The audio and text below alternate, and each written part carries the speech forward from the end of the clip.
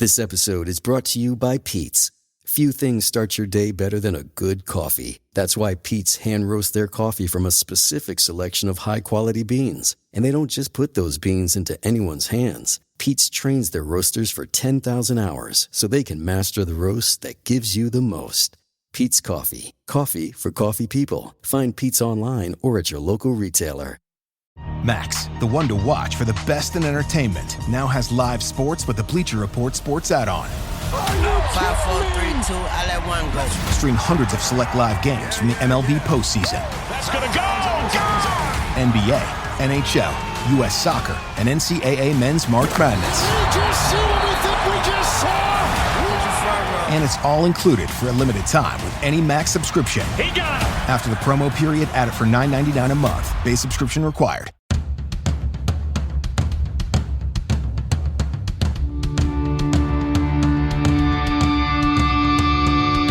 Hey, what's up? This is Sully from Godsmack. Strap on those boots, baby, because you are now in the trenches of the war room with the one and only Mistress Carrie right here on the Mistress Carrie podcast. What's up? This is Joe Rogan, and you're listening to Mistress Carrie. Her hair so lovely.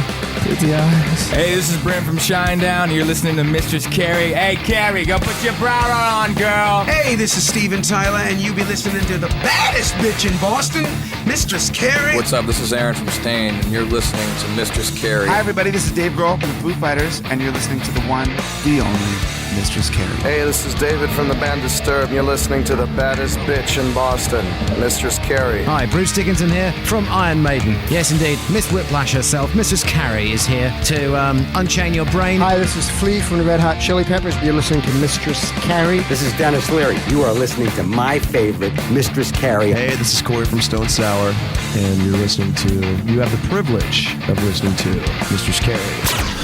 Oh, God. Oh, yeah.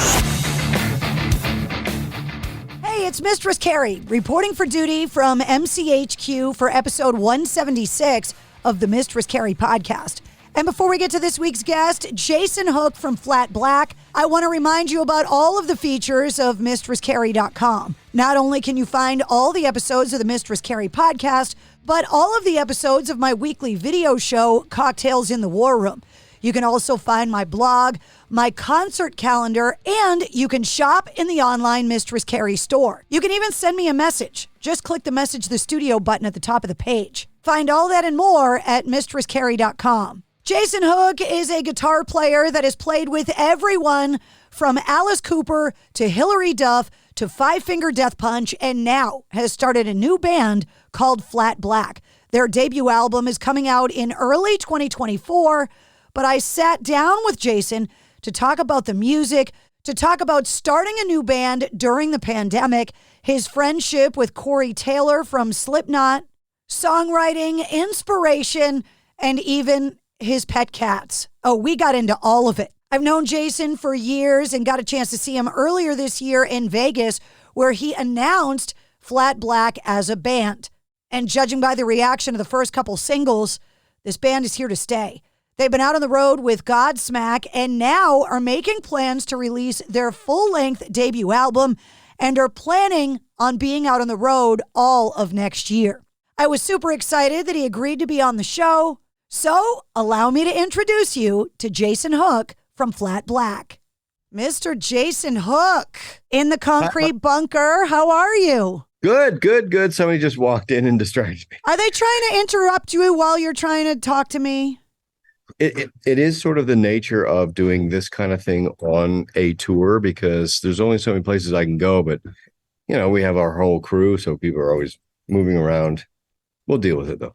You're on the road with some good friends of mine, Godsmack. So I was going to say, if it was Sully and the guys, no, give them a finger for me.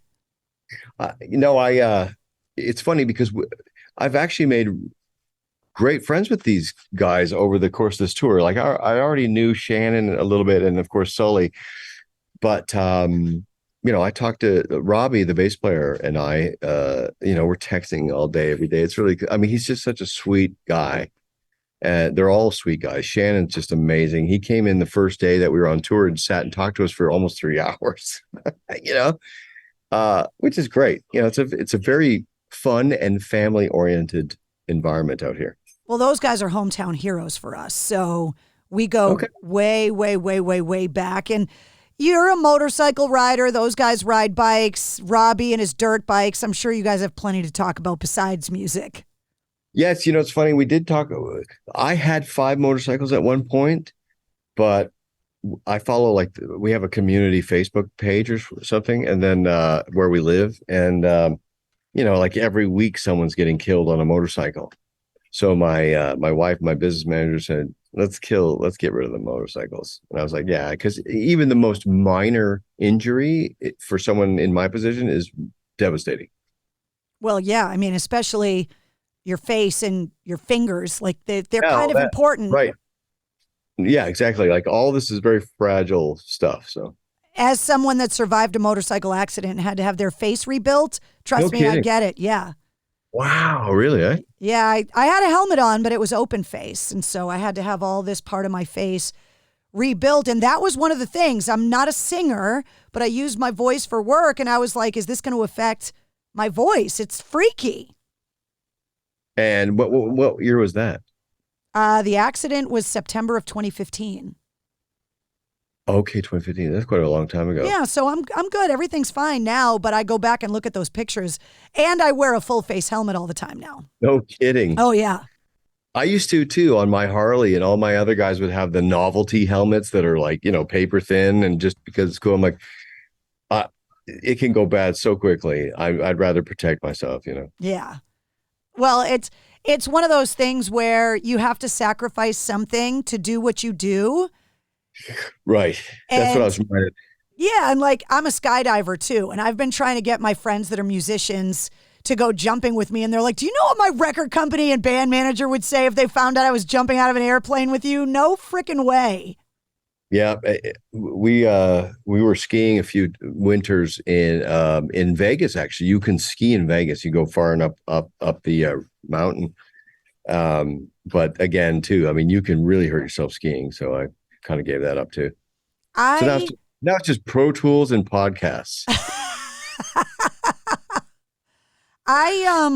Growing up in New England, I'm very spoiled, as the Godsmack guys are, about the changing of the seasons and all of that stuff. And having recently been in Vegas again, because there's a lot of rock convention stuff that happens there, which is where I saw you last earlier this year, I am always amazed by the heat that you are able to sustain at certain times of the year and the ability to exist and be functional in such close proximity to all of the craziness that Vegas has to offer. Well, it's a viable question. I think the answer for me is, well, first of all, it doesn't matter if it's 115 degrees outside. Yes, that can be uncomfortable. It's a cool 68 in my studio. So, but when you do leave the house and you get that inhale of the blow dryer air, you're just like, man, oh man. And then God forbid, if you have to park your car outside anywhere, you can't even, you're driving like this. It gets so hot. But you get the leather seats and you burn your butthole trying to sit down. Yes. It does get crazy, that kind of temperature. Like when I had a boat down at the lake, and I was going down there to hang out on the boat, and it's like you can't even touch the boat. It's sitting there baking in 115. But and the other part of your question was, we don't mess with the chaos and the mayhem weekend warrior activity that Vegas is. I'm tucked away up on the far corner of the city, out of the way of that. I was just in Vegas recently, and I went and saw Corey Taylor, and he was like, oh, it's so nice to be home. And as soon as the show was over, he's like, I got to go home. I just want to be in the quiet. Is that what you do too? You get off the road, you get home, you just lock yourself in the house? Yes and no. I mean, look, after any tour, there's a mandatory need to decompress. But I do interact a little bit. It's funny they mentioned Corey, because I think I watched a little bit of the episode. I was checking out you online and saw that he had done the show. Corey lives 8 minutes down the street from me. Your neighborhood is awesome. He's in an extra awesome part of our pocket of the city. But I met Corey. Well, I've met Corey over the years, but we sort of developed a friendship in 2020, and only because you brought this up. My wife and Alicia and Corey, we sort of became friends. And Corey actually co-wrote a song on the new Flat Black record. I mean, he's just such an incredible talent. I've never met anyone like this guy, and he was very gracious. After I left my previous situation, there was a lot of emotions and doubt and uncertainty and all that stuff. And he was that one guy who said, dude, you're going to be fine, dude. I know what you're capable of, and just keep plugging, man. And so, and then on top of that, we wrote 5 songs together. And so he really turned into the friend that I needed at that moment, which I am forever grateful for him and Alicia. They're really wonderful people. Dave Grohl told me years ago in an interview that he's the best vocalist he ever worked with in the studio. He is a sick motherfucker. I know. And he does like 1 or 2 takes tops. That's what Dave Grohl said. Just roll it. He just nails it from top to bottom. But he's that good, Right. Like, he's a unicorn, you just don't find guys like that. Of course, deep down inside, I was like, God, I would love to do a project with Corey or make a new band. But what's he up to? Like 8 bands now? How many bands like is he? That. Yeah. And books and tours. Yeah. And he just bought the comic and he's got movies. Well, he doesn't need me, but I had fantasized about, us doing something together. And, but I can't complain. He's on the record. He was gracious enough to write with me and then donate his vocal for the one track that we used on the record. So I'm forever grateful and happy. It would be a lot easier if he were a dick, but he's all of those things and he's awesome. Yeah, he's a role model. Yeah. He's a fucking sick ass icon, talented guy. Love it. You and I have ridden this kind of crazy roller coaster together without really even knowing about it over the last 3.5 years. And I bring it up because Corey gave me the same advice that he gave you, is that right around the time you left your last band, WAAF, the station that was a big part of your former band coming up, got sold. Okay. And one of the first calls I made when I relaunched my career and launched the podcast and the new radio shows and all of that was to Corey. Okay. And he was that guy that said the exact same thing. You're going to be fine. It's going to work out. Things are going to be good. And 3.5 years later, both of us getting the same advice from the same guy. Now I'm sitting here, your new band, new album on the way, my new shows and everything. It's kind of crazy that we got the same advice from the same guy, and here we are together. Well, maybe that's why the guy inspires me, and I think the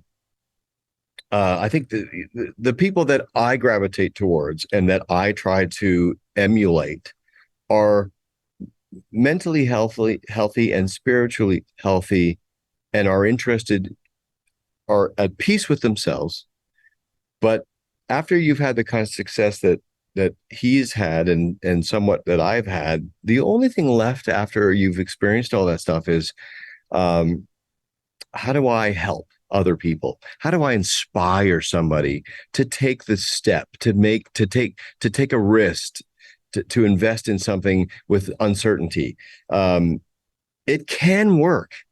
It can work. You just have to be laser focused and just persevere. If you focus in on something you want, just keep grinding until you get it. Eventually it will show up, and I think a lot of people are just like, it won't happen, and I'm not lucky like he is, and all that stuff. It's all horseshit, right? So at my age, what I'm into is I want to inspire people. I want to tell them I was you, we all started at zero. We all start at zero, but some break through. And why? Why do we break through? And so at my age, I'm just trying to make sure that if somebody needs a lift, I'll be there for them, help them. It's kind of crazy that you and I had kind of the same pandemic, because I talked to a lot of bands that they either use the time to get back in touch with their families and become better dads. You know, I interviewed Corey in the height of the pandemic. He was putting patio furniture together as a newlywed. Like, everybody had their own experience. Yeah. But then there were the bands that worked on music, and you and I were completely reinventing our careers in our basements and bunkers during the height of the pandemic. I coming out of it with my show and stuff, and you have got this whole new band. You've completely reinvented your career. Yes, I have. Well, again, for whatever reason, I am the luckiest guy in the whole world. For whatever reason, I always land on my feet. And a lot of it has to just it's guitar playing, music, and all that stuff. I don't give up on myself. So in truth be told, the pandemic afforded you and myself a time to, like, we were forced to go, okay, well, nothing's happening anywhere. So there is not that additional pressure of watching the entire world moving forward and being active and all that stuff. And because that also can be daunting, it's a little bit intimidating, when you see everyone else that's still moving and active, but the whole world shut down. So, people like yourself and myself was like, okay, well, nobody's expecting anything from us. So let's think about what do I want to build? And I've got tons of time to do it. We couldn't even go to the gym, like everything was closed. So, it kind of worked out well, I think, for me, just having the whole world pause for a second, because I needed it. Yeah, me too. Just trying to figure out like, what am I going to do next? Because for me, I had to really decide, like, is this the time and I'm going to change my career? Right. I think when you have a skill and the diverse career that you have had, being a guitar player and having played for so many different artists, I think it would have been a little more obvious for you that you weren't going to end up an Amazon driver during the pandemic. That you were like, I'm going to play this guitar. I just don't know where and how yet, but this is what's going to happen. Well, it's the same job. It's the same duty that I've always had. Like, even in the previous band, I really, really cared about those records. And so I wasn't just thinking about those records when it was time to make the record. I was thinking about them all year long, and logging ideas, trying to write this, trying to prepare for the records. So when we talk about Flat Black, it was just a natural progression. It almost just felt like, okay, it's time to make the next record for maybe like the previous band. I'm in a routine, Is it okay that we say Five Finger Death Punch, just so that people listening, when we're talking about the previous band, Oh yeah, I don't. There's no animosity there. There's nothing there. I just, it's like everything. Over time, relationships and policies change, with extreme success, popularity, finances comes, it affects egos and personalities and roles and all that stuff. And I ask bands all the time, is it more difficult to be in a band or to be in a marriage? I've never had anybody say marriage. No, because with a marriage, if there's a problem, you only have to work it out between the other party. In a band, you could be solid with this guy, but it's still a mess with him. It's okay with him. It's a mess with this guy. So of course, it's way harder. It's like having 4 wives. But in this case, in Flat Black's case, very deliberately, I wanted to make it a 4-piece, I grew up, my favorite bands were always 4-piece bands. I loved Pantera. I loved Van Halen, Queen, Led Zeppelin, like Kiss, Beatles. It just never made sense, to be the type of guitar player that I want to be. There's no room. There's no room for I love that you're cracking yourself up. No, but I don't desire to hear another guitar player. Right. You want to be the guy. I'm going to take up that entire fucking space. There's no, I'm taking the whole fucking space. As somebody that's been on the radio for 25 years and never had a co-host, I totally get it. Okay, right. And it's not a mean thing. It's not an angry thing. It's just I desire to create parts that will occupy that middle space of the music. So we got the foundation, the bass, the drums, all the harmonies and the vocals and all that stuff. But I design what I'm going to do to occupy that entire space. So I was very adamant about making it for a four-piece band. During the pandemic, I binged a lot of rock documentaries, and I saw you on Hired Guns. And I talked to Richard Patrick from Filter recently, who did not have a lot of nice things to say about that. I bring it up because for anybody that may have not been familiar with your previous band, they might not have any idea how diverse of a career you've had. Playing for pop artists like Mandy Moore and icons like Alice Cooper. Like, you've kind of tasted all the flavors of music. Yes. And really have been able to go, okay, this is what I like best, and take that into Flat Black. 100%. I couldn't have said it better. I think of like my musical journey is your education. That's it. I didn't care if it makes sense to other people that I played with Hilary Duff. I don't give a shit if that doesn't make sense to other people. I'm succeeding with what I set out to do. And when I played with Hilary, she was a massive pop star. And I look at it like professional hockey, right? So I'm Gretzky. Just because I'm playing on the Los Angeles team now doesn't mean I'm going to half-ass it.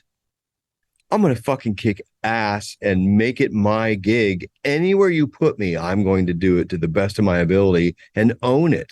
And so people are like, how could he do that? It's so, fuck you. It happens a lot. Nita playing with Demi. Dude, Nuno Betancourt played the Super Bowl with Rihanna. Yeah. Well, I'll tell you something.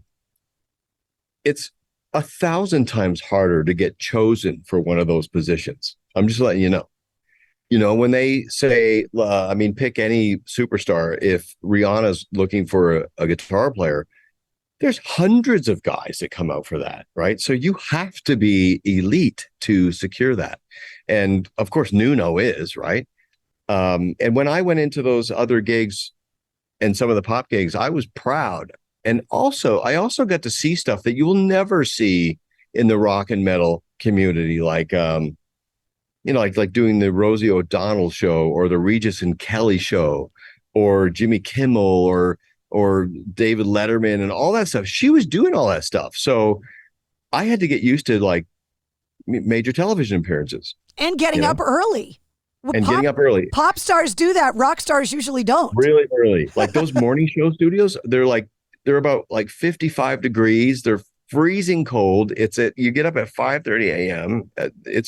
But it was a wonderful experience. I learned so much from doing all that stuff. And I told this story the other day, but quick story. I was in Vancouver playing with Hilary Duff at some dome place, and Bob Rock's in the front row and with his kids. Right. And so I knew I had this, they had carved me at a little solo moment. So I was like right in front of him doing like fucking shredding, throwing a guitar, right? Because I'm like, there's Bob Rock. And after the gig, he came back into the dressing room and he was like, you're a great guitar player. I was like, oh, fuck. Yeah. For anybody that doesn't know who Bob Rock is, like, he produced the Black Album. Like, Bob Rock is Bob motherfucking Rock. Yeah, no, he's Bob Rock. Yeah. He's Bob Rock. So, that was my little interaction with him, which was very cool. But, like after that gig ended, I was over here, played with Alice Cooper for 3 years, and that was a completely different experience. Alice is a touring machine. He'll tour 8 months out of the year, and he can go anywhere, like anywhere. South Africa, Alice Cooper gig, no problem. South America, Australia, Alice Cooper. I mean, the guy is super world famous. Did he get you into golfing? You know what? He tried. It was golf and poker. Golf and poker. So I opted for poker. Yeah, that's which probably better. I'm not very good at either. but it was like mandatory poker on the bus every night. So he'd come up to the front lounge and be like, poker time. Don't tell Sully you're not good at poker because he'll take your money. Yeah. Well, I don't go around advertising. Please bankrupt me with poker.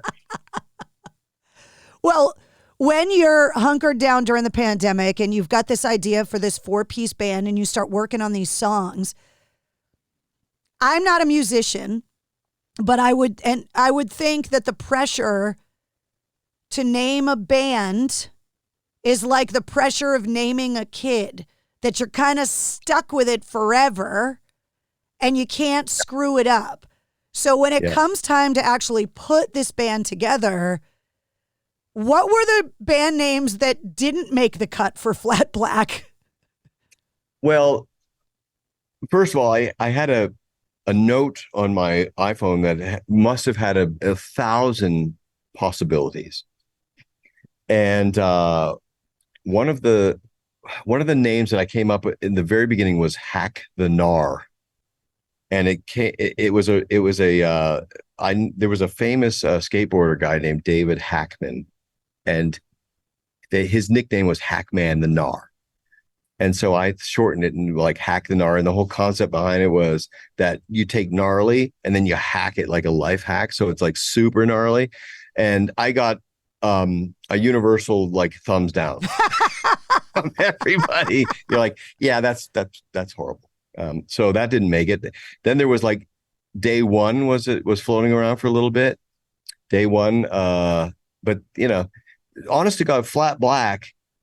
I was driving by the McCarran Airport in Las Vegas, and somebody had a private jet right next to where I was driving. There was like a fence, and then there was a big private jet and a limo, and it was all wrapped in Flat Black, and it just looks so sick. And I'm like, that's just sick.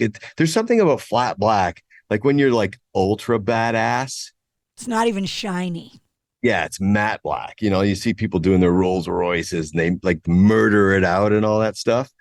And I started thinking, that's interesting because black sort of is the color of the community, metal, all things nasty, heavy, masculine, and all that stuff, right? People, men, black, right? And girls too. Well, I'm just saying, this was in my mind, right? Well, especially you. I could see your decor. But I am what I am, Jason. Well, then I just thought, but it was really just driving by and seeing that jet and the whole thing. It was Flat Black. I thought somebody took the effort, because I don't think you can order private jets in Flat Black. Somebody made the effort to deck it all out like that. I thought that's pretty sick. Whose plane was it? Did you ever find out? Oh, I had no idea. No, I was just driving by, and then I started running it by everyone. Like, that's pretty cool, actually. Flat Black.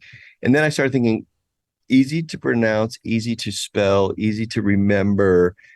There's a story behind it as far as being metal in the community of, that whole thing. So I thought, okay, well, that's at the top of the list. And then it comes down to like, we need a name like by Fridays. You've taken up all the time you were given. And you took a whole pandemic and you still didn't name the thing. Yeah, well, it's, I do sort of have a little bit of a commitment problem as far as like, what if there's one better? What if this one's better? Like, I don't know, but it worked out. Everything works out the way it's supposed to work out. Thanks, Corey Taylor. Right. Trust the process, like, and so we just said, okay, it's Flat Black, fuck it, and now I'm glad we picked that name because nobody's like, God, why that? No, it's a cool name. Flat Black. Earlier this year, I was at a rock radio convention in your hometown in Vegas, and you were actually there and came and played some songs for us and kind of talked about the band and what we could expect later this year.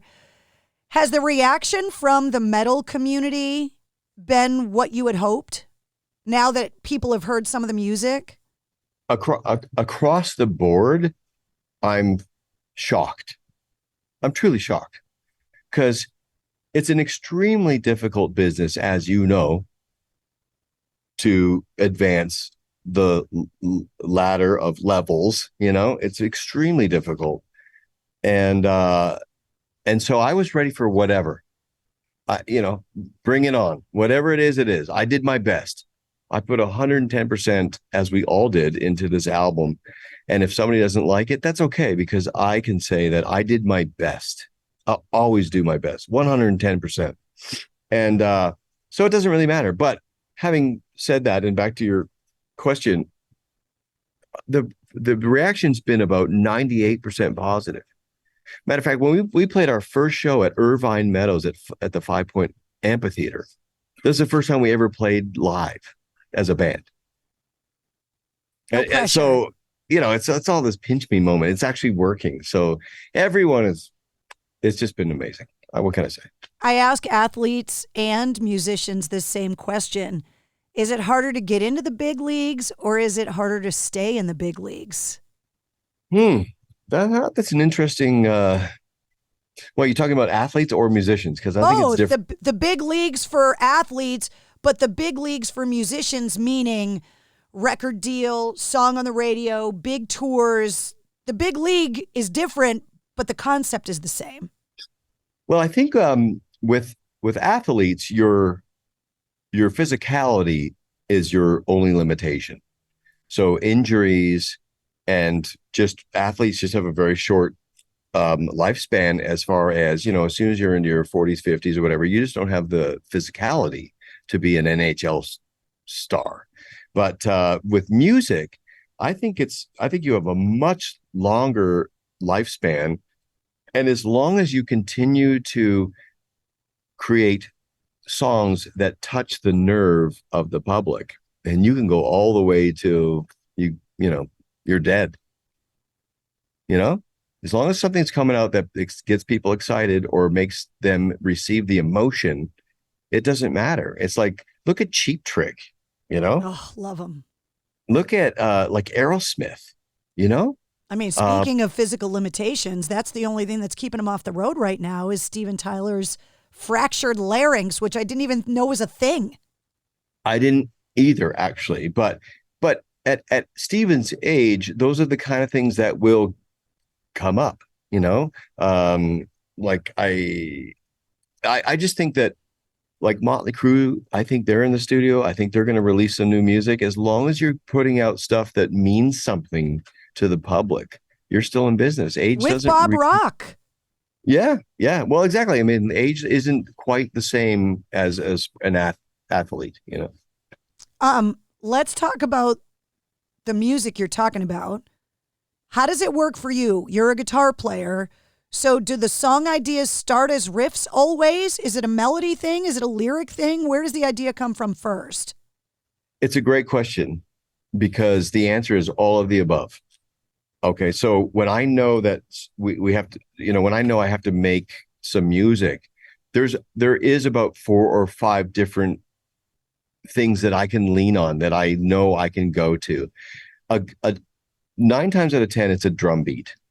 So I'll hear, like, I'm hearing songs from I Prevail or Atreyu. We're on tour, and I would say to the drummer, I go, this is a great live beat. This groove is great. Look at people, So then, when it comes time to writing, I might remember that and type it. I might punch in something similar and just play to it. That's one way, focusing on the rhythm gets you almost all the way there. If you've got an amazing, infectious, groovy beat, whatever it is, like Enter Sandman or, or Unchained or, like whatever, it makes you go, fuck. Rammstein's really good at that.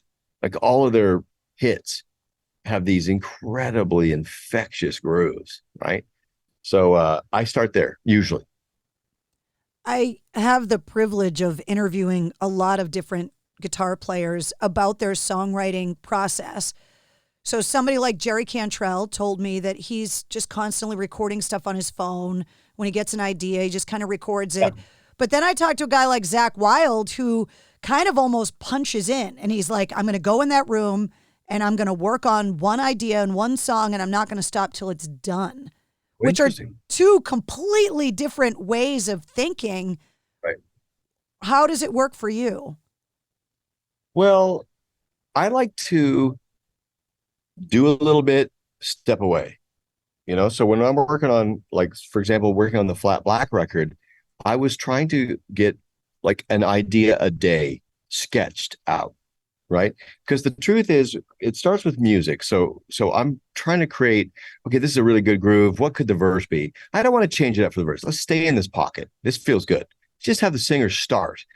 I think a big mistake is that a lot of songwriters, I shouldn't say a lot of songwriters, a lot of maybe rock bands think that every time you switch into a verse or a pre-chorus the music has to change. And I think that's a lot of data for the foreign ear to track all those changes and stuff. I find that a very easy trick is to try to establish a vibe and don't break the vibe. Don't break it. Just stay there. A lot of the biggest songs that we all know and love, if you really pull them apart and examine them, the music is very simple and just stays put. There isn't all these left turns and weird mathematical time signatures and all that stuff. It's my theory, it's always been my theory, that human beings are analog. It's very simple. It goes back to primitive times. The human beings like to sing and dance. That's it, right? So you shook me all night long, and my beer, it tastes good, and my friends are here, and that's it. That's it.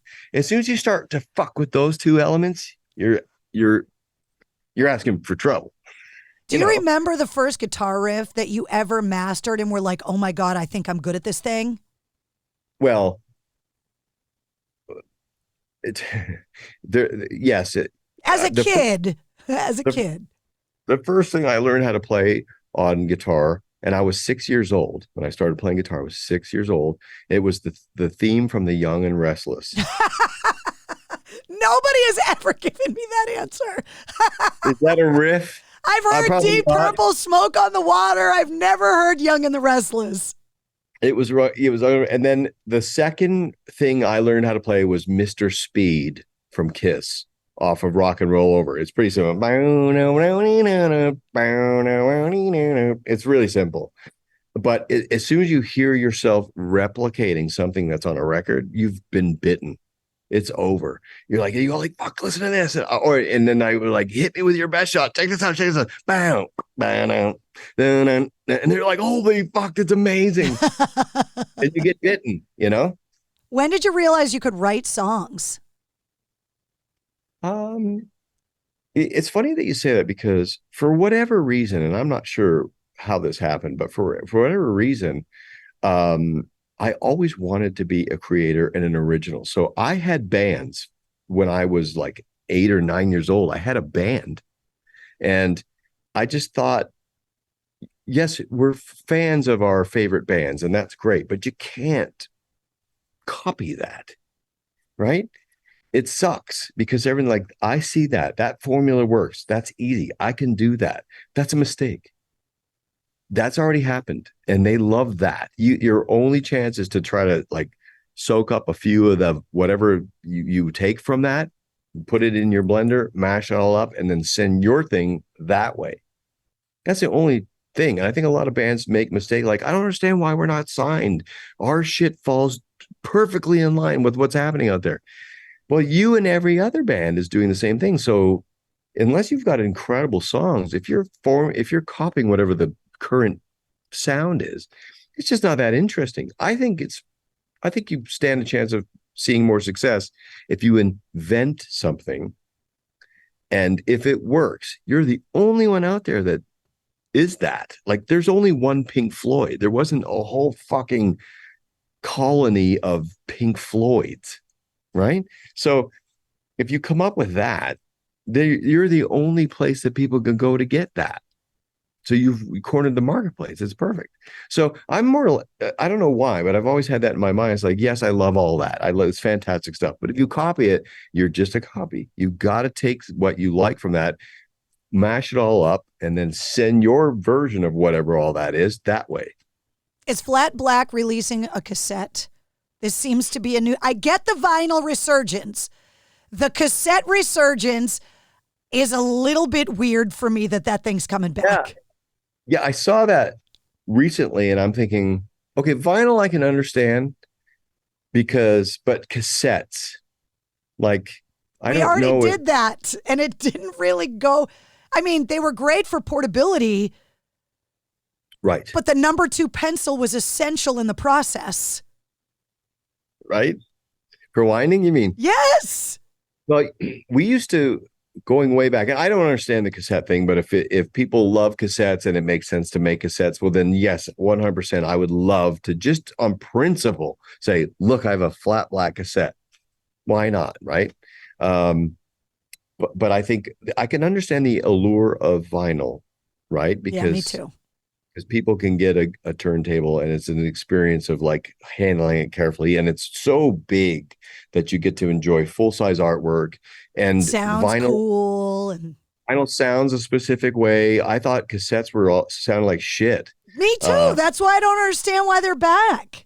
Yeah, it doesn't make a lot of sense to me. It's definitely, in my opinion, an inferior medium. Like I don't get it, but cool. I tell you what was good though, when they came out with the 120-minute Max L's or whatever. So you could we used to sit there, me and my buddies, on Saturday night, and we would put our vinyl on and we do one song at a time and make these incredible 120-minute compilations of our favorite songs. Now that was special. There was no better way to express your feelings to a girl than a mixtape. Mixtape, yeah. Well, because you know why? Well, okay, so music really, to me, I look at music like movie soundtracks, right? It's supposed to set an emotion. It's supposed to create a vibe. So it's all about the vibe. Like, I like this song. Do I know what they're talking about? Not really, but it's a smooth vibe. It's like who does the Chris Wicked Ways, the fucking... Oh, Chris Isaac. Chris Isaac, thanks. Okay, so do I know what he's talking about? Not really. Do I give a shit? Not really. The song has a great vibe.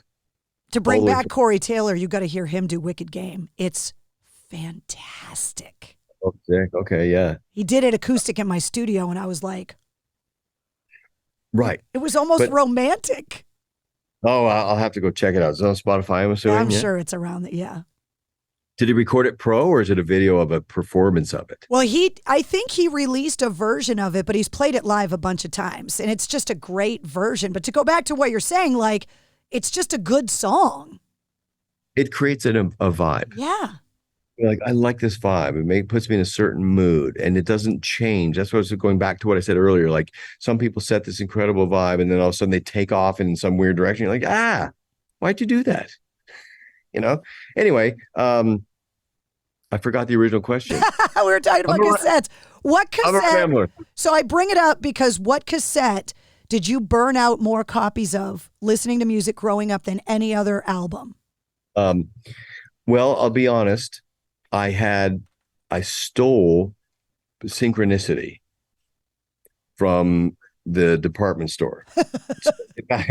Back in the day, they used to have a big bin and just topped full of like loose floating cassettes, on sale. So me and my buddies used to like go fucking, I'm gonna hawk these cassettes. And my dad, God bless him, rest his soul. My dad loved the Police because I was playing stuff for my dad all the time. He's like, this is really upper level, highbrow, intelligent stuff. So it was like Roger Waters, the Police. He used to love all that stuff. So we would jam that stuff on our vacations and our trips and stuff like that. So Synchronicity was the first cassette I started to degrade to the point where it was needed to be replaced.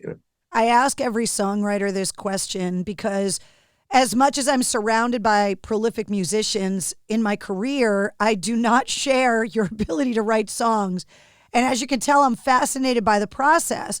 So from a songwriter's perspective, is there a song that you go, that is a brilliantly crafted song? It's perfect, and I wish I wrote it. Break it down from a songwriter's perspective. Well, there's tons of them. Okay, so it runs the gamut. So I think Redneck by Lamb of God is a fucking great song. Like all those sections. I think Carry On Our Wayward Son by Kansas is immaculate. It's like hook after hook. It's just the whole thing, top to bottom. If you can come up with those, you're in business. I think "Shallow," Lady Gaga. It's a great song. Yeah. I heard like 16 people doing that karaoke when I was in Vegas recently. It was just everywhere. I thought, okay, you might knock me for this, but there was a Shania Twain song called "In This Moment." I know that song. It gets played at every wedding ever. From This Moment. From This Moment, yeah. Sorry, I was just thinking about Maria and her band and stuff, but "From This Moment" is, in my opinion, perfectly crafted. And Mutt Lange, even though he's an upstart, he had. I'm kidding. I know, I'm like an upstart. And no, he's working on it. Yeah, and he'll he's get gonna there. go places someday. He nailed that one. I mean, it's beautiful. It's a beautiful song. The performances, every section counts. Every time your ear is sort of needing a little thing, he puts it in there. I mean, he's a craftsman, and I love what he represents. I love what he has done, because his focus, like people, I was like, I don't like the Mutt Lange sound. Forget all that.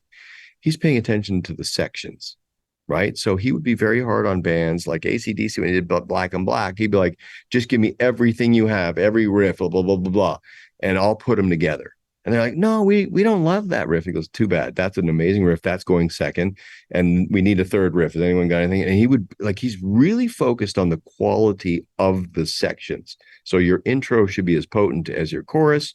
Your solo should be as potent as the verse and the outro, and everything should count. And I love that. I have to ask you this question, and I preface it by saying, blame Geezer. It's not my fault.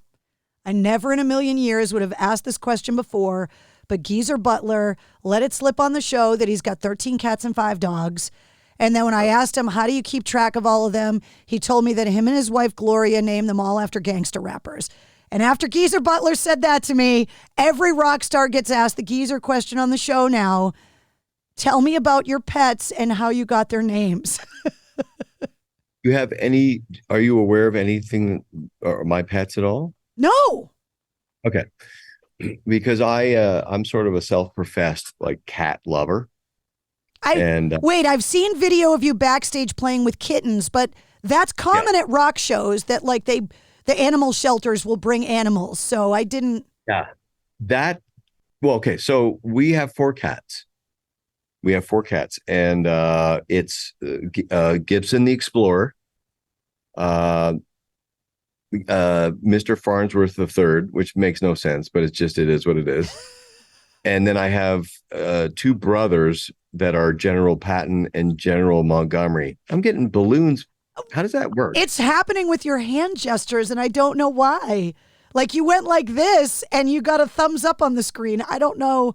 I know. I don't know. It's interesting. Anyway, so I'm thoroughly cat whooped. And then to add to the 4 cats that I have in the house, we started to notice some feral cats outside on our cameras, and we started putting food and water out for them. And that was 4 years ago. Now we have a little community of ferals that we take care of. There's only 3, and we call them the Outsiders, but they let us pick them up and hold them. And I can yell into the neighborhood and they'll all come. It's pretty rad. I've never had a boring answer about the Geezer question. I have to ask it. I have to. To go one level further, we created an Instagram profile for our cats. It's called Fur Dynasty. It's Fur_Dynasty. So I have an Instagram for my dog, Wednesday the Goth Pug. They need to follow each other now. Okay, killer. All right, before I let you go, because I know you're busy, run down everything for the rest of the year and early next year with Flat Black. You're out on the road with Godsmack till the end of October. Yeah. Everything is happening at warp speed. We're obviously, this tour came up unexpectedly, so we're on this tour. We shifted all of our focus we were working on album sequence and album artwork and what songs to pick and all that stuff. And all of a sudden this tour dropped in our lap. So we switched everything to tour mode. So yes, we will be finishing this tour up until the end of October. we're trying to drum up more tours. If that doesn't happen, this is the truth. I have to come up with album artwork. That's the only thing there it is. There's the thumb. Yeah. See, I told you. That's the only thing that I have left to come up with is what makes an amazing album cover. And beyond that, the album will come out in March. First thing in March. We wanted to come out sooner than that, but there's a lot of traffic. Plus this tour happened. So we just said, let's make it easy and thoroughly prepare for a release. That's March. Then my guess would be the remainder of 2024 will be touring as much as possible. But here's the other layers that we're already starting on the second Flat Black record. When we finished the first record, there was probably 3 times that amount of material in the folder.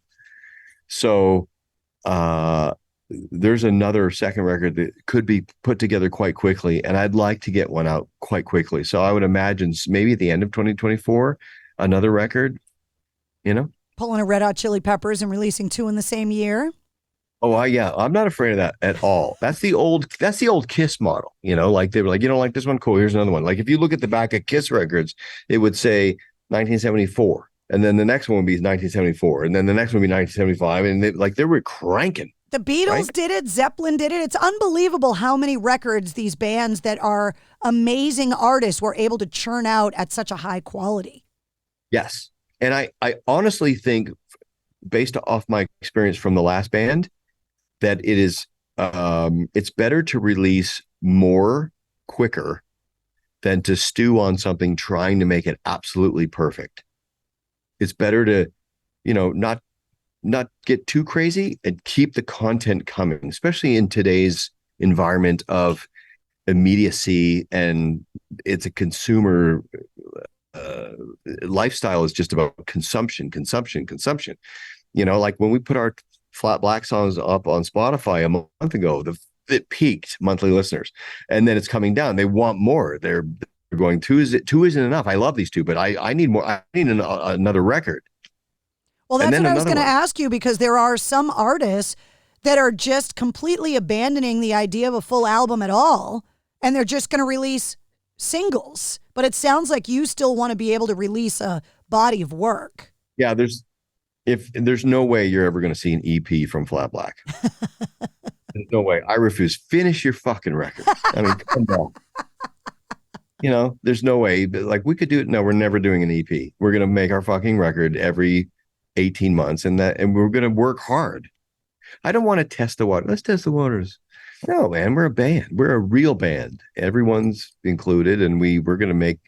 I don't like EPs. There's the answer. Yeah, you could tell.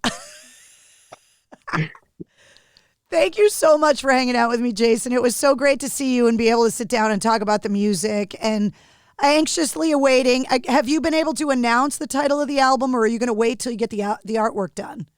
The album of the title is still under wraps. I have 3 or 4 that I've been circulating.